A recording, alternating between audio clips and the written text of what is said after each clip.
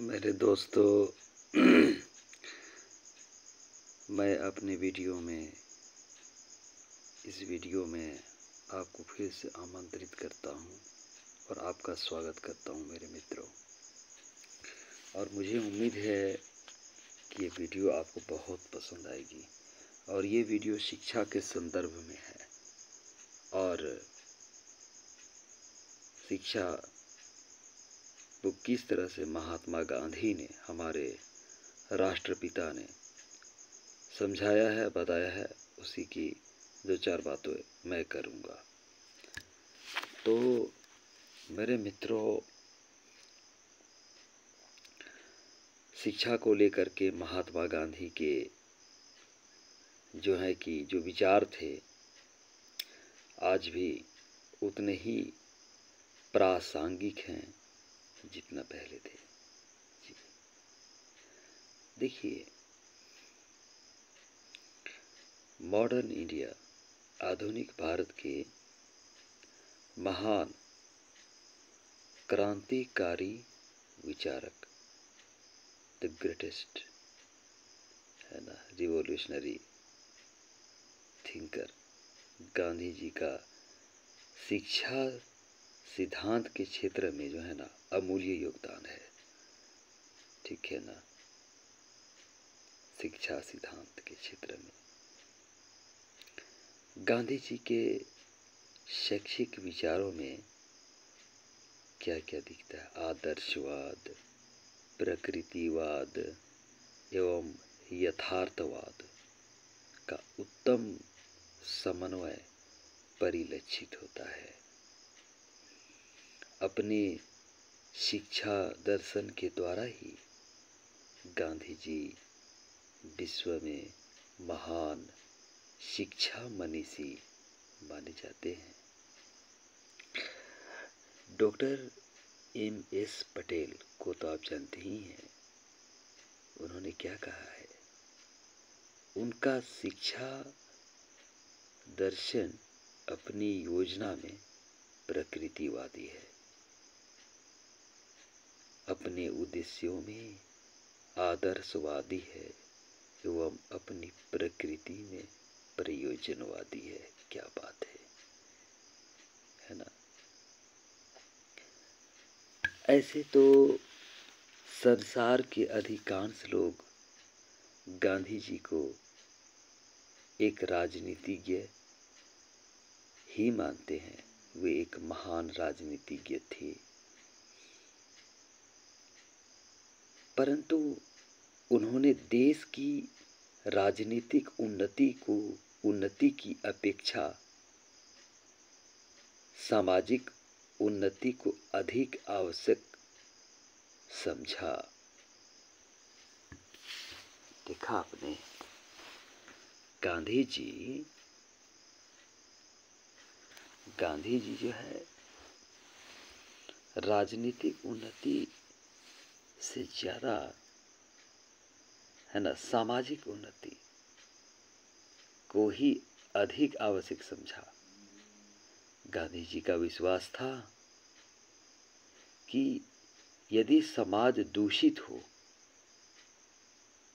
तो किसी आदर्श राज्य की कल्पना नहीं की जा सकती। यदि समाज ही दूषित हो तो एक आइडियल स्टेट को इमेजिन नहीं किया जा सकता है। तो इसलिए उन्होंने राजनीतिक क्रांति को तो जन्म दिया ही, साथ ही साथ सामाजिक क्रांति को भी जन्म दिया, और जिसमें शिक्षा का प्रमुख स्थान था। उनकी प्रारंभिक शिक्षा योजना उनके शिक्षा दर्शन का मूर्त रूप थी।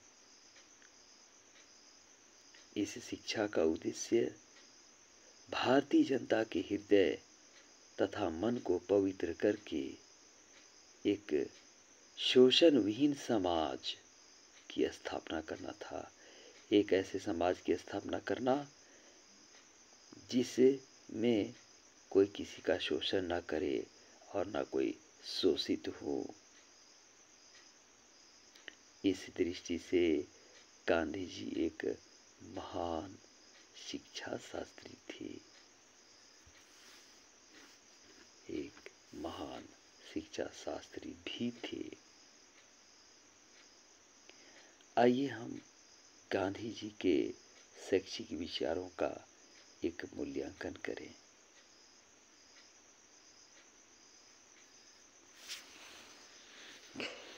जैसे हम उनके शिक्षा के क्या सिद्धांत थे इसके बारे में देखिए। गांधी जी ने अपने शिक्षा दर्शन के आधारभूत सिद्धांतों में स्पष्ट किया है कि 7 से 14 वर्ष के बालकों की शिक्षा फ्री और कंपलसरी होनी चाहिए। क्या बात है ना। उन्होंने स्पष्ट किया है कि 7 से 14 वर्ष के बालकों की शिक्षा क्या होनी चाहिए, निःशुल्क तथा अनिवार्य होनी चाहिए। साक्षरता को शिक्षा नहीं कहा जा सकता है ना, अक्षर का ज्ञान होना शिक्षा नहीं है ना। देखिए, शिक्षा को बालक में मानवीय गुणों का विकास करना चाहिए। मनुष्य के जो गुण होते हैं उनका विकास करना चाहिए ना शिक्षा को, है ना। अब क्या है कि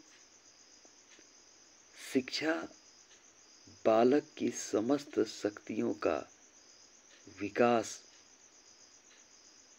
शिक्षा बालक की समस्त शक्तियों का विकास उस समुदाय के अनुसार करे जिसका वह सदस्य है। शिक्षा को बालक के शरीर, हृदय, मन तथा आत्मा का सामंजस्यपूर्ण विकास करना चाहिए। शिक्षा किसी लाभप्रद दस्तकारी से प्रारंभ होनी चाहिए। लाभप्रद समझ रहे ना, दस्तकारी। देखिए, जिससे बालक अपनी आर्थिक आवश्यकताओं की पूर्ति स्वयं कर सके। अगर उसके अंदर स्किल और हुनर बालक को नहीं सिखाया जाएगा तो कैसे वो कमाएगा, है? कैसे वो पैसा अर्जन करेगा, बताइए तो।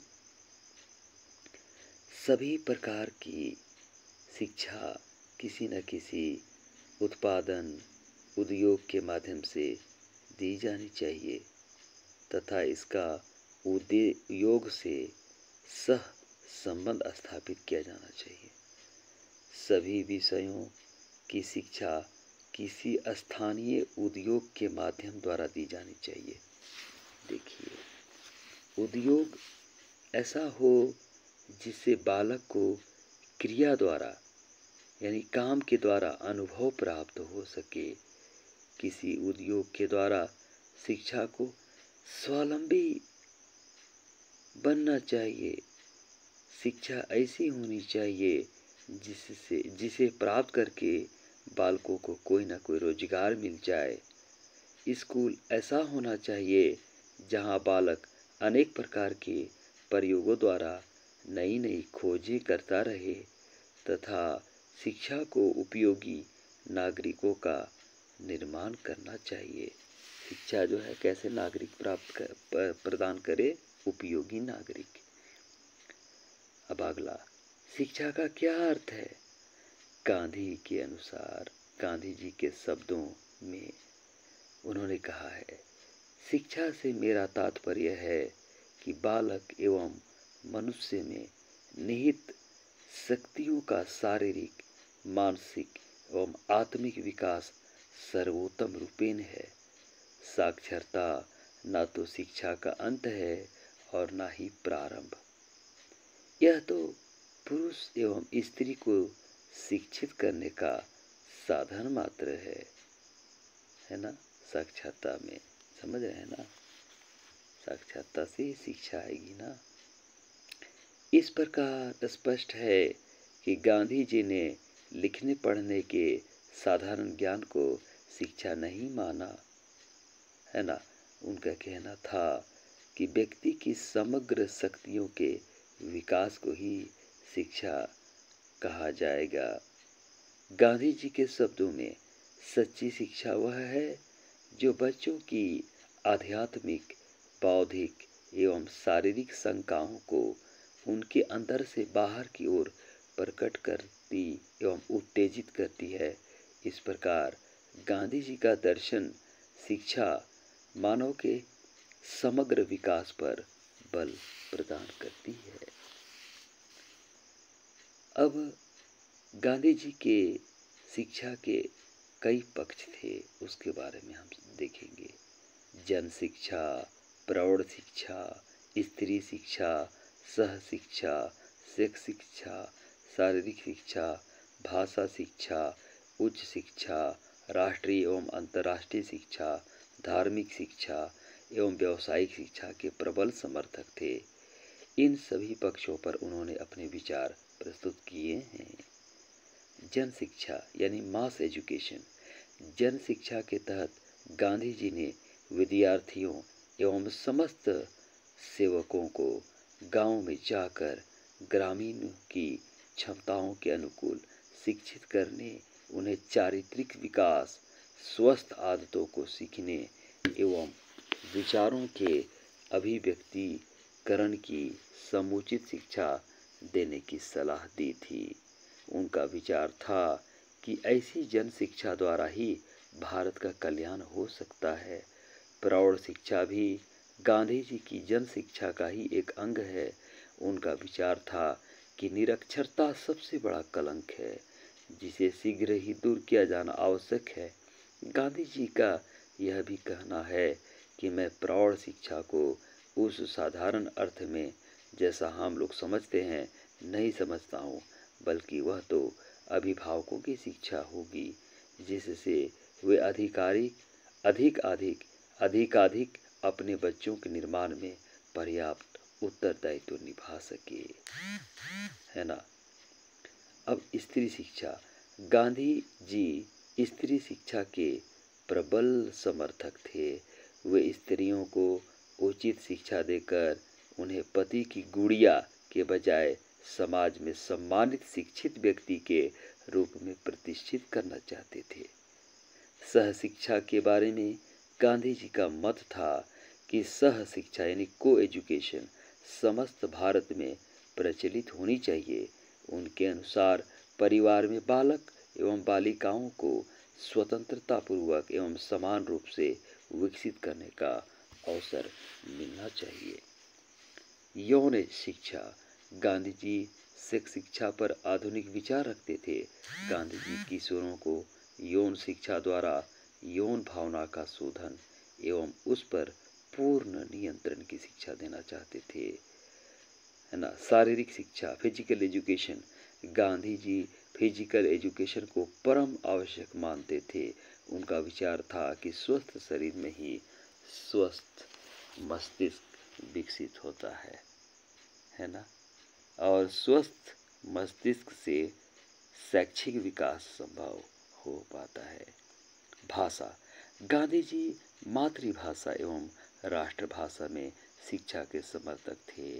उनका कहना था कि भारत को अपनी जलवायु, अपने ही प्राकृतिक सौंदर्य एवं अपने साहित्य में फलना फूलना होगा। उनका मत था कि सार्वभौमिक दशाओं में हिंदी ही सबसे उपयुक्त भाषा है, अतः हिंदी ही राष्ट्रभाषा के पद पर प्रतिष्ठित हो सकती है। किंतु गांधी जी उच्च शिक्षा में प्रादेशिक भाषा में अभिव्यक्ति, संस्कृत, फारसी, अरबी एवं अंग्रेजी के अध्ययन के भी पक्षधर थे। उच्च शिक्षा। उच्च शिक्षा के संदर्भ में गांधी जी का विचार था कि इसका भार शासन पर न डालकर जनता एवं निजी संस्थाओं पर डालना चाहिए।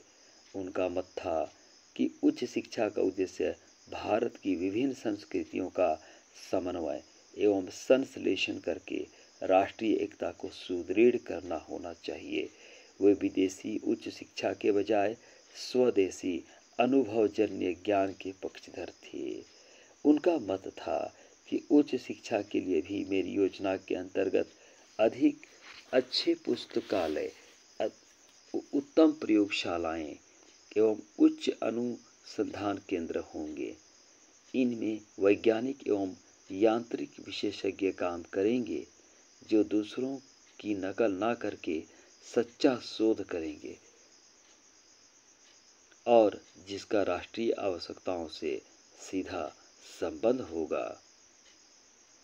अगला, राष्ट्रीय एवं अंतर्राष्ट्रीय शिक्षा। गांधी जी ने राष्ट्रीय शिक्षा का उद्देश्य अहिंसात्मक क्रांति, नव भारत का निर्माण, सांस्कृतिक सुरक्षा, सत्य, अहिंसा जैसे सद्गुणों की प्राप्ति एवं आत्मनिर्भरता का विकास माना है। उनका विचार था कि संपूर्ण भारत में राष्ट्रीय शिक्षा से राष्ट्रीय भावना का जागरण होगा। उनकी यह शिक्षा राष्ट्रीयता के ऊपर अंतर्राष्ट्रीयता की शिक्षा थी तथा वे प्रांतीयता जैसे संकीर्ण भावना का खंडन करते थे। धार्मिक शिक्षा। गांधी जी ने धर्म का व्यापक अर्थ लगाते हुए धार्मिक शिक्षा की आवश्यकता पर बल दिया था। वे धर्म का अर्थ सत्य एवं अहिंसा से लगाते थे। उनका कथन था कि यदि भारत को अपना आध्यात्मिक दिवालियापन घोषित नहीं करना है तो नव युवकों के लिए धार्मिक शिक्षा सांसारिक शिक्षा के समान ही जरूरी है। उनका विचार था कि धार्मिक शिक्षा पुस्तकीय ज्ञान तक सीमित न मानकर कर्तव्य परायणता, समाज सेवा एवं सहगुणों के विकास तक विस्तृत की जाए। पाठ्यक्रम में सत्य, अहिंसा, प्रेम और नैतिकता शामिल होनी चाहिए। अगला था व्यावसायिक शिक्षा। गांधी जी व्यावसायिक शिक्षा यानी कॉमर्शियल एजुकेशन शिक्षा के पूर्ण पोषक थे। उनका कहना था कि मैं बच्चे की शिक्षा का प्रारंभ उपयोगी हस्तकला है ना एवं शिल्प सिखाकर ही करूँगा तथा उसे इस योग्य बनाऊँगा कि वह अपने ट्रेनिंग के आरंभ से ही कोई ना कोई उत्पादन कर सके। मेरी धारणा है कि बच्चे का सर्वोच्च विकास इसी प्रकार की शिक्षा प्रणाली में हो सकता है। उनका यह भी कहना था कि शिक्षा इतनी विश्वसनीय होनी चाहिए कि उसकी समाप्ति पर बेरोजगारी ना रहे। एक बालक यदि 3 घंटे शिल्प कार्य प्रतिदिन करे, कोई भी काम करे, कोई भी चीज़ सीखे, है ना, तो अवश्य ही कमा लेगा। शिक्षा के उद्देश्य। गांधी जी शिक्षा द्वारा मानव का सर्वांगीण विकास करना चाहते थे। शिक्षा के उनके उद्देश्यों को 2 भागों में बांटा जा सकता है, तात्कालिक उद्देश्य और सर्वोच्च उद्देश्य। गांधी जी अपने शिक्षा के तात्कालिक उद्देश्यों में चरित्र निर्माण का उद्देश्य, स्वतंत्र विकास का उद्देश्य, सांस्कृतिक विकास का उद्देश्य, स्वभाव की पूर्णता का उद्देश्य, नागरिकता के विकास का उद्देश्य, जीविकोपार्जन का उद्देश्य, शारीरिक विकास का उद्देश्य एवं वैयक्तिक तथा सामाजिक उद्देश्यों के संकल्प को सम्मिलित किया है। वैयक्तिक एवं सामाजिक उद्देश्यों के संदर्भ में गांधी जी का कथन है कि शिक्षा का उद्देश्य मात्र अच्छे व्यक्ति ही नहीं तैयार करना होता है, अपितु ऐसे नर नारियों का निर्माण होता है जो उस समाज जिसमें वे रहते हैं के प्रति अपना कर्तव्य समझे। वैयक्तिक एवं सामाजिक उद्देश्यों के समन्वय के तहत गांधी का मत है कि व्यक्ति ही सर्वोच्च विचार है। वैयक्तिकता का सम्यक विकास समाज में ही संभव है। व्यक्तिगत विकास एवं सामाजिक विकास अन्योन्याश्रित होना चाहिए तथा वैयक्तिक एवं सामाजिक उद्देश्य में सामंजस्य स्थापित होना चाहिए। गांधी जी की शिक्षा का अंतिम यह सर्वोच्च उद्देश्य है आत्म अनुभूति या ईश्वर का ज्ञान। या अंतिम वास्तविकता का अनुभव होना शिक्षा के तात्कालिक उद्देश्य इस उद्देश्य से छोटे हैं। गांधी जी का कहना है कि एक विद्यार्थी ब्रह्मचारी होता है क्योंकि उसका सभी अध्ययन एवं सभी क्रियाओं का लक्ष्य ब्रह्मा की खोज है। ब्रह्मा ही आत्मा है, अतएव आत्मबोध या ब्रह्मबोध शिक्षा का उद्देश्य होना चाहिए। गांधी जी के अनुसार आत्मा का प्रशिक्षण स्वयं एक महान कार्य है। आत्म तत्व का विकास करना चरित्र का निर्माण करना है एवं व्यक्ति को ईश्वर तथा आत्म अनुभूति के लिए कार्य करने के योग्य बनाना है। शिक्षा का पाठ्यक्रम, चूँकि गांधी जी के समय से प्रचलित शिक्षा का पाठ्यक्रम संकीर्ण, एकाकी एवं बेरोजगारी परक था, अतः उन्होंने उपयोगिता, सहसंबंध, विविधता, स्वतंत्रता, रुचि एवं आवश्यकता जैसे पाठ्यक्रम निर्माण के सिद्धांतों एवं सामाजिक, आर्थिक, नैतिक, धार्मिक, राजनैतिक, दार्शनिक एवं मनोवैज्ञानिक आधार पर अपनी शिक्षा के पाठ्यक्रम का सृजन किया। गांधी जी का पाठ्यक्रम क्रिया प्रधान एवं सिर्फ केंद्रित पाठ्यक्रम है जो व्यक्ति एवं समाज दोनों के सम्यक उत्थान के लिए बनाया गया है। इस तरह गांधी जी ने शिक्षा के पाठ्यक्रम में हस्त कौशल, भाषा, गणित, सामाजिक अध्ययन, सामान्य विज्ञान, कला, शारीरिक शिक्षा एवं आचरणिक शिक्षा को सम्मिलित किया है ना। अब टीचिंग स्टाइल, गांधी जी ने अपनी शिक्षा योजनाओं में, है ना, क्रिया पद्धति, अनुकरण पद्धति, श्रवण भवन पद्धति, संगीत पद्धति, सहयोग पद्धति, सहसंबंध पद्धति एवं मौखिक पद्धति को शामिल किया है। गांधी जी क्रिया पद्धति पर विशेष जोर देते थे। उनका विचार था कि मस्तिष्क की सच्ची शिक्षा शारीरिक अंगों हाथ, आँख, नाक आदि के उचित अभ्यास एवं प्रशिक्षण से प्राप्त की जा सकती है, जिसके लिए उन्होंने खेल, प्रयोग, प्रदर्शन एवं सुलेख तथा निरीक्षण पद्धति का सहयोग लेने की सलाह दी।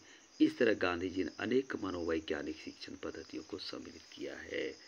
शिक्षक यानी टीचर, गांधी जी शिक्षक में सत्य, अहिंसा, प्रेम, व्यापक दृष्टिकोण, सहानुभूति, क्षमा भाव, कर्तव्य परायणता, जागरूकता एवं उत्तम चरित्र जैसे गुणों का होना मानते थे।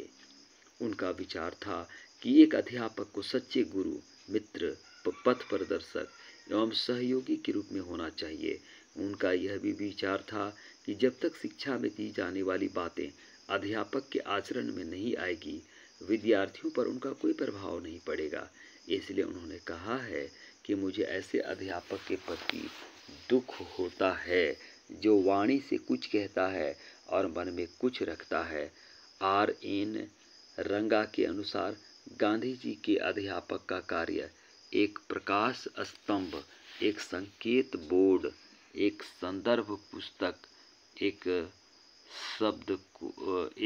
शब्दकोश, एक द्रावक एवं एक मिश्रण प्रक्रिया की गति देने वाले के रूप में होना चाहिए ना। आगे शिक्षार्थी, गांधी जी शिक्षार्थी की उन्नति में माता पिता को विशेष वरीयता देते हैं।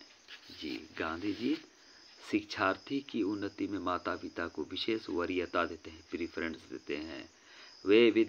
वे शिक्षार्थी को विद्या अभ्यासी, आचरण शक्ति एवं ब्रह्मचारी होना आवश्यक मानते हैं। उनके अनुसार विद्यार्थियों को अपने भीतर खोजना चाहिए, अपने व्यक्तिगत चरित्र की देखभाल करनी चाहिए, क्योंकि बिना चरित्र की शिक्षा किस काम की। वे शिक्षार्थी में चरित्र बल, शारीरिक बल, आत्मिक एवं बौद्धिक बल, विनय, समाज तथा देश के प्रति निष्ठा, है ना, अहिंसा एवं जिज्ञासा जैसे गुण आवश्यक मानते थे। अनुशासन यानी डिसिप्लिन, गांधी जी शिक्षा के क्षेत्र में अनुशासन के प्रबल समर्थक थे। वे दमनात्मक अनुशासन के कट्टर विरोधी थे। वे प्रभावात्मक एवं मुक्तायत्मक सिद्धांत पर चलते हुए स्वतः नियमन द्वारा आत्मा अनुशासन के प्रबल समर्थक थे। उनका मत था कि शिक्षार्थियों को सदैव शिक्षा शास्त्री रहना चाहिए, क्योंकि क्रियाशील व्यक्ति को अनुशासनहीनता की फुर्सत कहाँ। अनुशासन स्थापना हेतु वे अध्यापक को भी अनुशासित रहने की सलाह देते थे। इसलिए वे समस्त शिक्षा प्रणाली को सहयोग, मित्रता, सहकारिता एवं क्रियाशीलता द्वारा संचालित करना चाहते थे। विद्यालय। गांधी जी विद्यालयों को कर्मशाला, सामुदायिक केंद्र एवं सामाजिक जीवन स्थल मानते थे। उनका मत था कि विद्यालय ऐसा होना चाहिए जहां विद्यार्थियों का सर्वांगीण विकास हो, जहां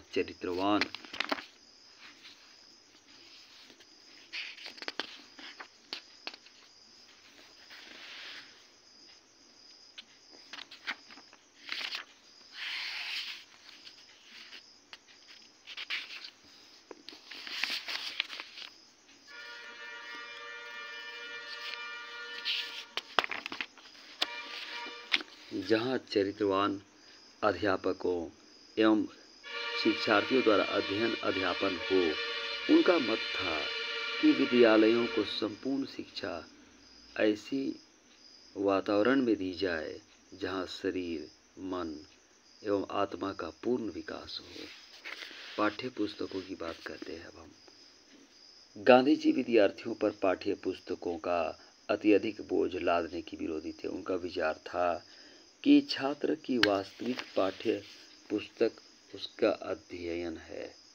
उन्होंने अपनी आत्मकथा में लिखा है कि सामान्य ज्ञान की जानकारी पाने से पहले कम आयु के बच्चों को वर्ण परिचय यानी अल्फ़ाबेट एवं पढ़ने के योग्य बनाने के लिए अधिक दबाव बनाना ठीक नहीं मानते।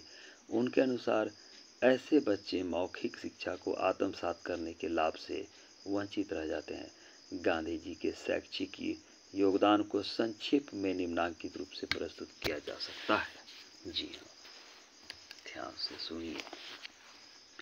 व्यापक एवं पूर्ण शिक्षा दर्शन के प्रणेता, शिक्षा के माध्यम से सामाजिक सुधार के प्रणेता, प्रयोजनवादी दार्शनिकों से ऊर्जापूर्ण शिक्षा योजना के प्रणेता, युगांतकारी एवं क्रांतिकारी शिक्षा मनीषी, बेसिक शिक्षा योजना के प्रयोग की सर्वोत्तम उपलब्धता, शिक्षा को सामाजिक क्रांति का साधन सिद्ध करने वाले, सर्वांगीण बौद्धिक विकास एवं सांस्कृतिक समन्वय की शिक्षा के प्रणेता, मनोवैज्ञानिक शिक्षा शास्त्री, सर्व कल्याणकारी शिक्षा दर्शन के प्रणेता, श्रम के आधार की शिक्षा के पोषक, संपूर्ण मानव की शिक्षा के पक्षधर, महान दूरदृष्टा, प्रौढ़ शिक्षा के समर्थक, मानवतावादी दृष्टिकोण के स्रोत, धार्मिक शिक्षा के समर्थक, मातृभाषा के उन्नायक, आदर्श नागरिकता की शिक्षा के कर्णधार, आत्मनिर्भरता परक तथा जीवन उपयोगी राष्ट्रीय शिक्षा के प्रवर्तक, जीवन मूल्यों से सम्मिलित सर्वोन्मुखी शिक्षा के अग्रदूत निष्कर्ष निकालते हैं। उपर्युक्त तथ्यों के विश्लेषण के आधार पर यह कहा जा सकता है कि गांधी जी विश्व के महान शिक्षा मनीषियों में प्रमुख थे। वे प्रथम भारतीय शिक्षा शास्त्री थे जिन्होंने भारत की संस्कृति, सभ्यता, धर्म एवं मूल आवश्यकताओं के अनुरूप राष्ट्रीय शिक्षा योजना का सूत्रपात किया। आज के बदलते परिवेश में एवं पाश्चात्य शिक्षा का प्रभाव होते हुए भी भारत के लिए गांधी जी के शैक्षिक सिद्धांतों एवं विचारों की प्रासंगिकता आज भी बनी हुई है। थैंक यू सो मच मेरे मित्रों। ये वीडियो आप सुनेंगे और मतलब शेयर भी करेंगे लोगों को, है ना। मुझे आशा ही नहीं, पूरा विश्वास है कि इस वीडियो के माध्यम से शिक्षक हों या फिर विद्यार्थी हों या माता पिता हों या कोई भी लोग युवा वर्ग हों, उनको ये जो वीडियो देखनी चाहिए। और मुझे पूरा विश्वास है कि इसका फ़ायदा ज़रूर मिलेगा, है ना। ये 30 मिनट होने जा रहा है, लगभग आधे घंटा का ये वीडियो है। तो मेरे चैनल को सब्सक्राइब कीजिए, लाइक कीजिए और शेयर कीजिए। Thank you so much.